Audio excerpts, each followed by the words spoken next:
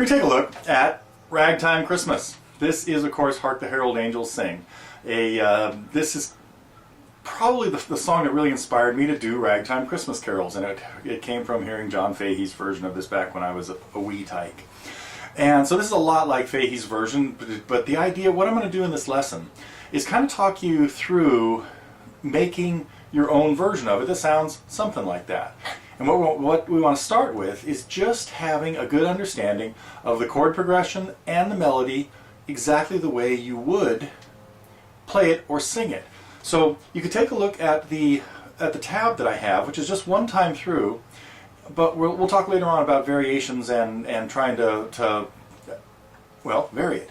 But the first thing you want to have down is the chord progression and then the melody. So start strumming the chords and hear the song in your head.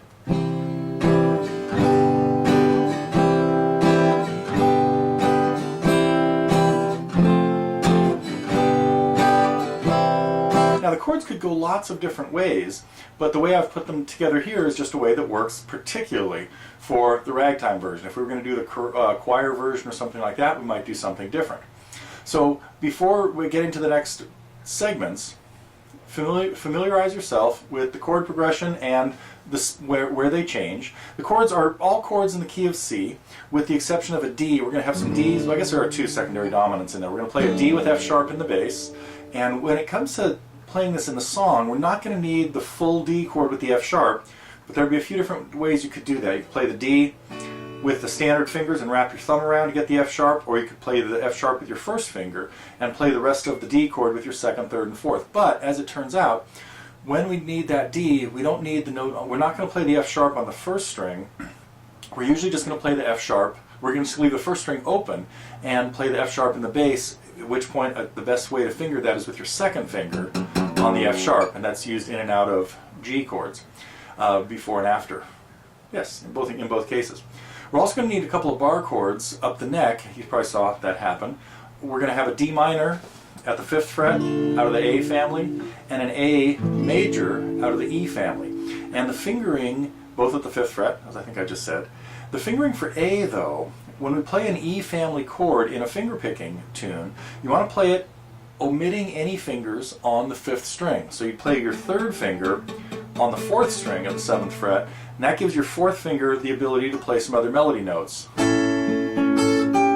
we're going to need a G in there at the 8th fret of the 2nd string as part of our A chord. Otherwise, the D minor, you can play just as the full A minor shape at the 5th. So that's it as far as unusual chords go. So before you go into the next section, take a look at just strumming the chords and hearing the melody, or humming the melody.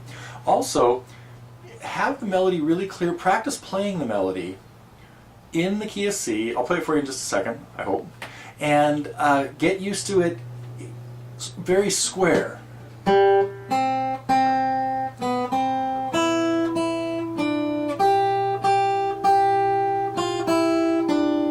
Starts on the low G to C.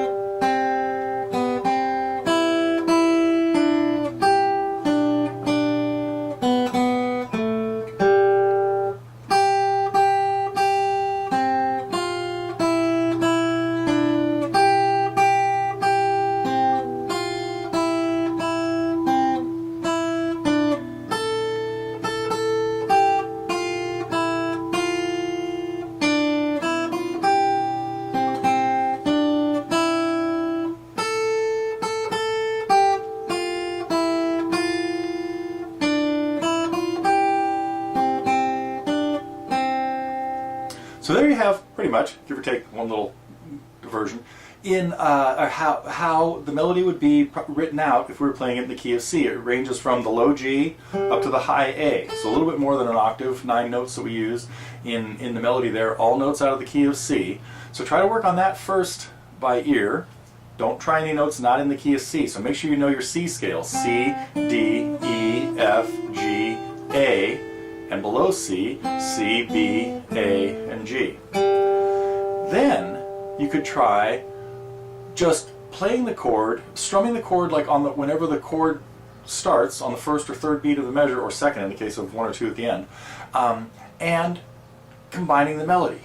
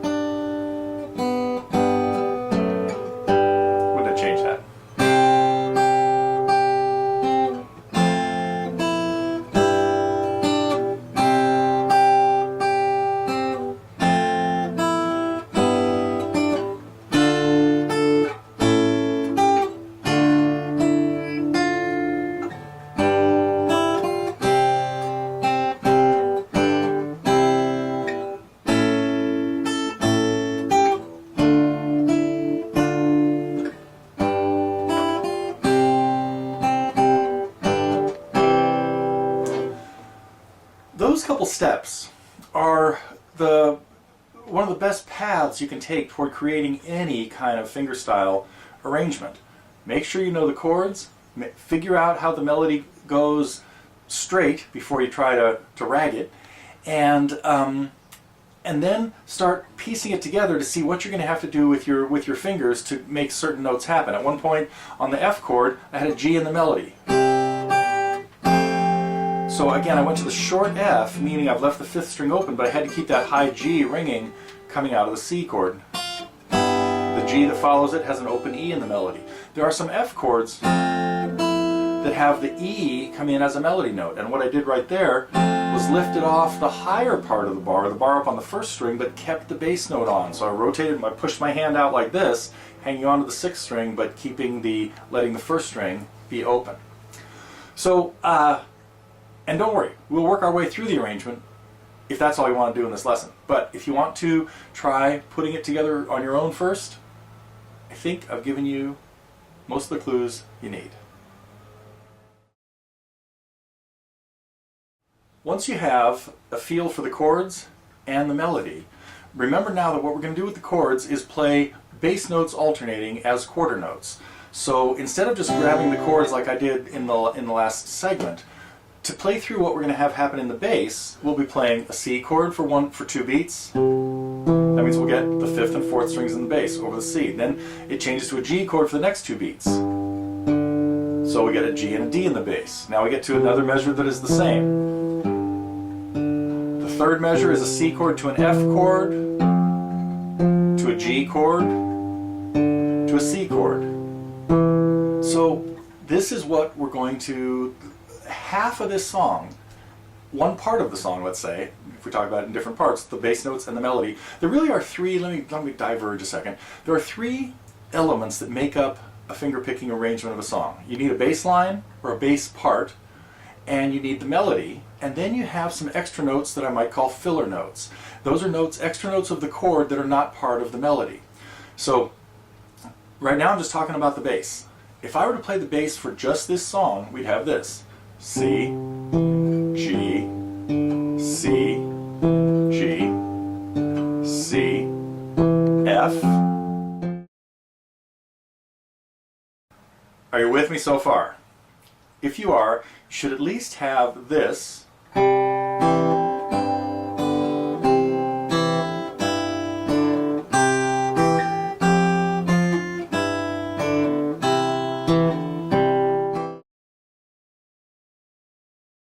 So if the mechanics are all kind of together now, you should have something that sounds something like this.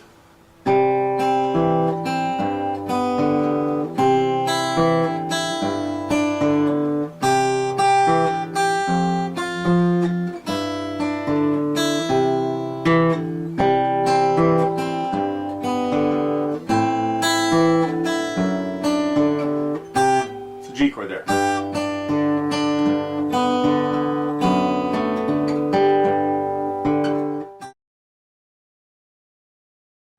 If you haven't already, this is now the time we're going to look at the tablature and kind of explore what's going on in many of the measures. Maybe all of them, maybe not.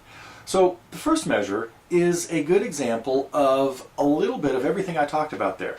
We've got the first melody note pinched, the next 3 melody notes all played early, and then a filler note. And that's it. So we've just got this little jump note, the G played on the and of 4. An important thing about anything played on the and of 4, it usually needs to be a note that is going to ring into the next measure. So if you're going from a C to a G chord, a G is a great choice. And a C wouldn't be a great choice because you're going to play it and get it cut off right away. Even if I was going from F, if I was going from F to G, and I wanted to put a note on just before the first bass note of G, I would want it to be, I'd want to let go of the chord early and probably have it be a G. So a filler note that happens at a chord change has to usually, gotta be careful of all this, never, always. You usually want it to ring into the next measure. Okay, first measure. Next measure is, I forgot my filler. I've got the melody note, the second melody note, syncopated, coming early, and that gave me room for a filler note into the first, and then I put the third melody note, the E, on the pin, on the G, on beat 3. And no filler there. So what we have in those measures?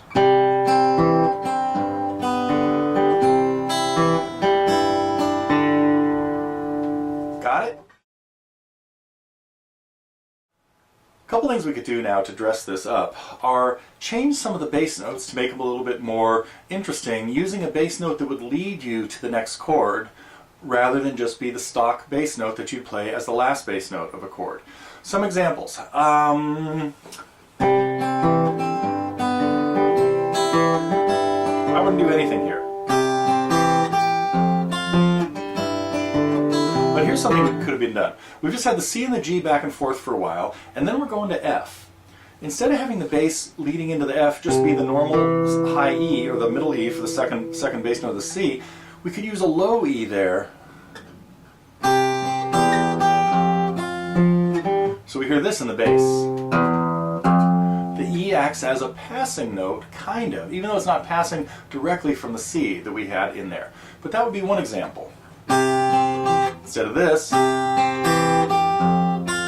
have this.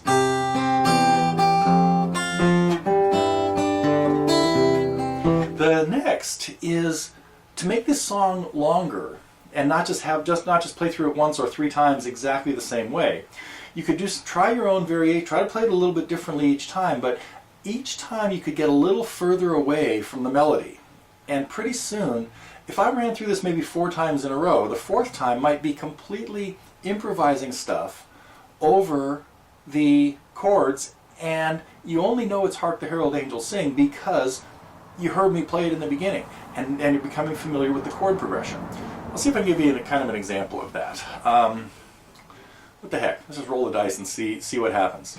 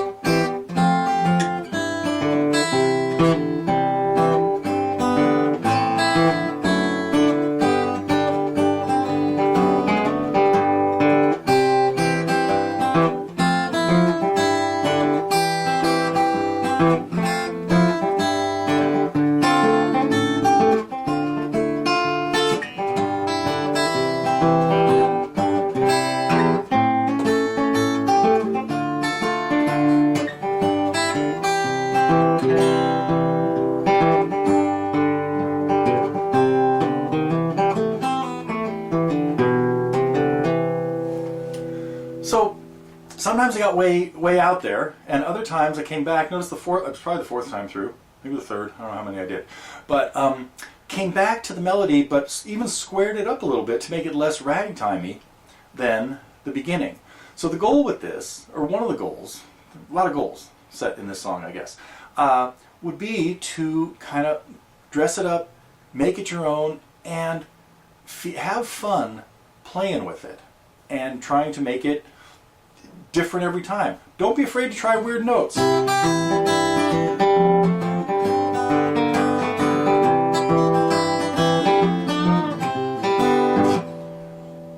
Maybe be afraid of some of the notes. So let's see. I think I want to leave you with that right now, and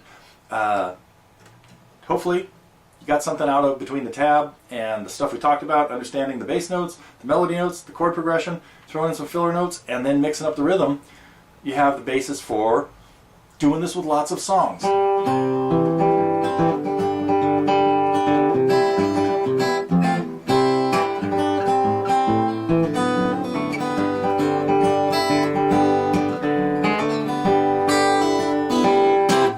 Christmas songs are fun to do this with. Okay, hope you enjoyed this look at, well, at a lot of kind of cool concepts, but specifically related to Hark the Herald, Angels Sing. That was some excerpts from a lesson I put together on, of course, on Hark the Herald, Angels Sing, but the most important part of the lesson was walking through how to create a fingerpicking arrangement from a song that you know the melody to really well, and if you don't, you do it from something written out. So the rest of the lesson went through understanding the chord progression first, then understanding the melody, being able to play the melody in time with it, then being able to syncopate the melody, then adding some filler notes, and then playing through the chord progression and adding some passing bass notes and improvising with the melody. So it got a lot more elaborate than I meant for it to be. But in either case, the lesson is up at TotallyGuitars now as part of the Target program, which is our monthly subscription program.